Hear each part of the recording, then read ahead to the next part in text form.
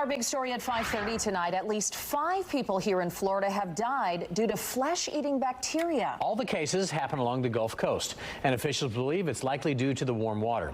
And we have team coverage of these cases. Fox 35 Storm Team meteorologist Brooks Garner, he has a look at the warm waters off the coast, and Fox 35's Evan Axelbank has a look at the deadly cases.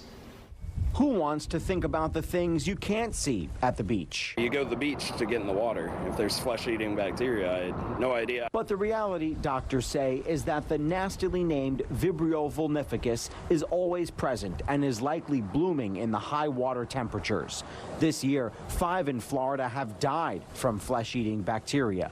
2 in Hillsborough and 1 each in Pasco, Polk, and Sarasota. Do people have to stay out of the water to avoid this?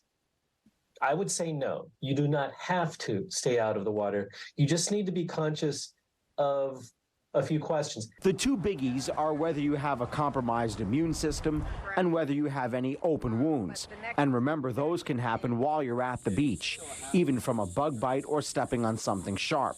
There have been 26 cases in Florida this year, with 8 coming in our waters. The very first sign that there may be a problem developing is that this minor scratch or other cut, some break in the skin, is starting to look a little inflamed.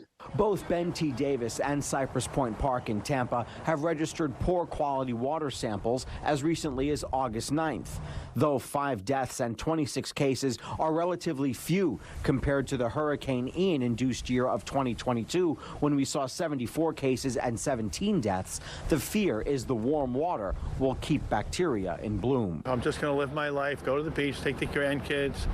Maybe next tomorrow we'll go to Clearwater Beach. Evan Axelbank, Fox 35 News. And I am here in the Storm Center with Fox 35 Storm Team meteorologist Brooks Garner. And Brooks, you know, it's not just the Gulf Coast that's seeing these warmer water temperatures. We're seeing it off our coast, and down in the Keys, it's really hot. Indeed, and you know, this bacteria is endemic in our waters. It lives here naturally. It's just that when it gets warm like this, it expands, it procreates, it gets much more aggressive. And water temperatures above 81 degrees harbor this bacteria very efficiently. It's like leaving a steak or a ground beef out on the countertop for too long. 84 degrees is the water temperature off Cape Canaveral. It's over 90 degrees, though, off of Tampa Bay, so well within the reach. And as Luann just mentioned there, down here in the Florida Bay, we got water temperatures in the mid-80s earlier this season, up to 100 degrees, so plenty of opportunity for this bacteria to expand. Here's the scoop. It multiplies in waters above 81 degrees. It also becomes more aggressive in warmer waters like ours.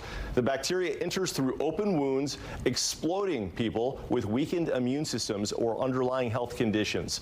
So if you qualify in that range, it's best to stay out of the water till things cool down.